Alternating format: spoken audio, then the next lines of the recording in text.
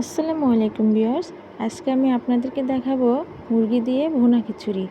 তো চলুন দেখা যাক আজকের খিচুড়ি রান্না। প্রথমে আমি নিয়ে নিচ্ছি 2 কাপ ভাতের চাউল। এটা আপনারা চাইলে পোলার চালও দিতে পারেন।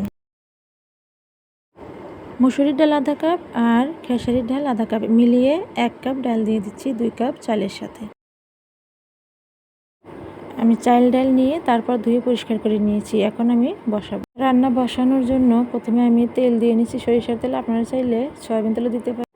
তারপর প্রথমে পেঁয়াজ কুচি দিয়ে নিচ্ছি 1 কাপের মতো।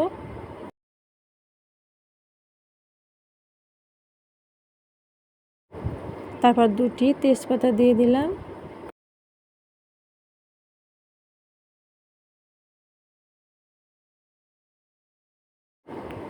আমি একটু নাড়াচাড়া করে নিচ্ছি। পেঁয়াজটা বাদামি কালার হয়ে আসলেই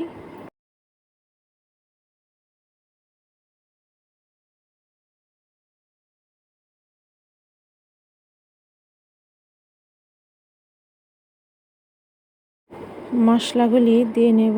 প্রথমে জিরা বাটা দিচ্ছি 1 চামচের মতো, তারপর রসুন বাটা 1 চামচের মতো, আদা বাটা 1 চামচের মতো, পেঁয়াজ বাটা 1 চামচের মতো। এবার নাড়াচাড়া করে নেব।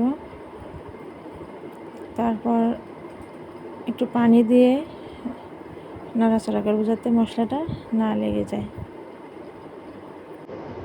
দারচিনি 2-3টা, এলাচ 3-4টে, লবঙ্গ 3-4টে আর গোলমরিচ 10-12টি। এখন আমি মরিচের গুঁড়া দিয়ে দিচ্ছি 2 চামচ। আপনারা চাইলে 1 চামচ দিতে পারেন। আমরা একটু ঝাল বেশি খাই তাই 2 চামচ দিয়ে নিচ্ছি। হলুদ দিয়ে দিচ্ছি 2 চামচ আর ধনিয়া গুঁড়া দিচ্ছি 1 চামচ, লবণ স্বাদ মতো। এখন একটু নাড়াচাড়া করব।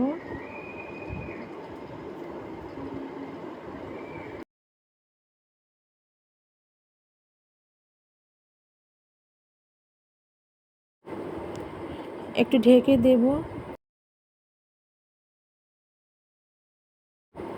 এই ঢেকে দিয়ে মশলাটা 2 মিনিট কষিয়ে নিলাম। মাংস দেখতে পাচ্ছেন 1/2 কেজির মতো আছে, সেটা দিয়ে দেব।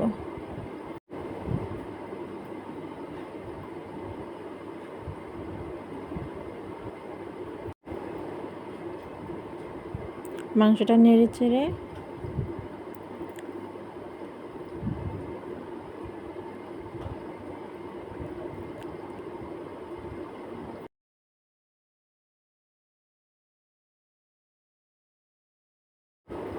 এখন একটু ঢেকে দেব।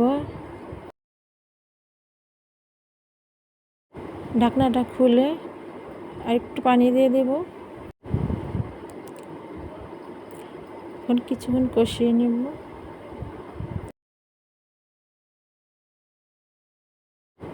আবারও 5 মিনিটের জন্য ঢেকে দিয়ে কষাবো। আবারও একটু নেড়ে চেড়ে দেব।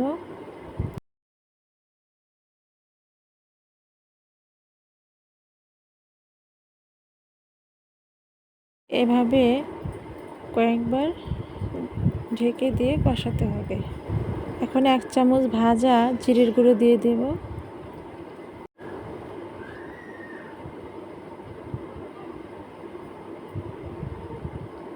মাংসটা কষানো হয়ে গেছে। এখন আমি চাল ডাল ঢেলে দিয়ে আবারও কষাবো।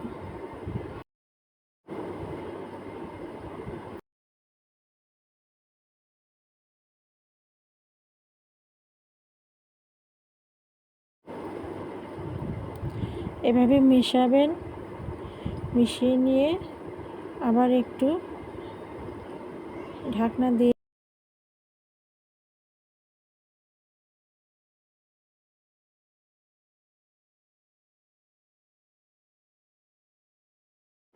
ঢেকে দেব।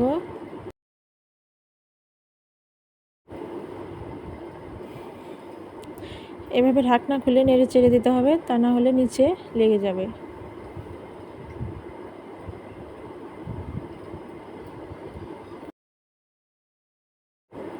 কষানো হয়ে গেছে। এখন 3 কাপ চাল ডালের সাথে আমি 7 কাপ পানি দিয়ে নিচ্ছি।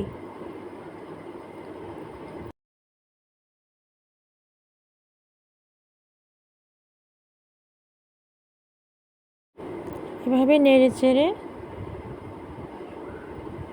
তারপর 10 থেকে 15 মিনিট ঢেকে রাখবো।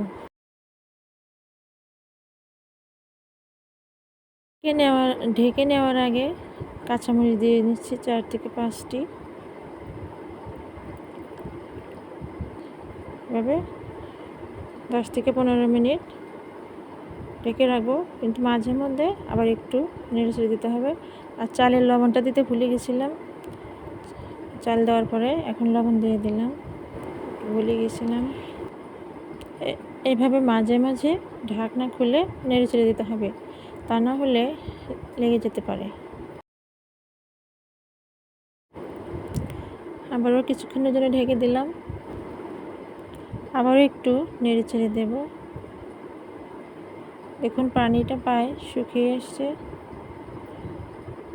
আর অল্প পানি আছে। আবার ঢেকে দিলাম,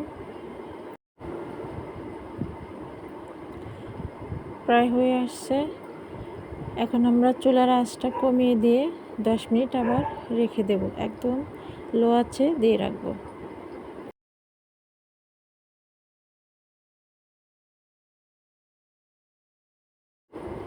দেখুন রান্না হয়ে গেছে, এখন পরিবেশন করব। দেখতেই পাচ্ছেন কেমন হয়েছে রান্না।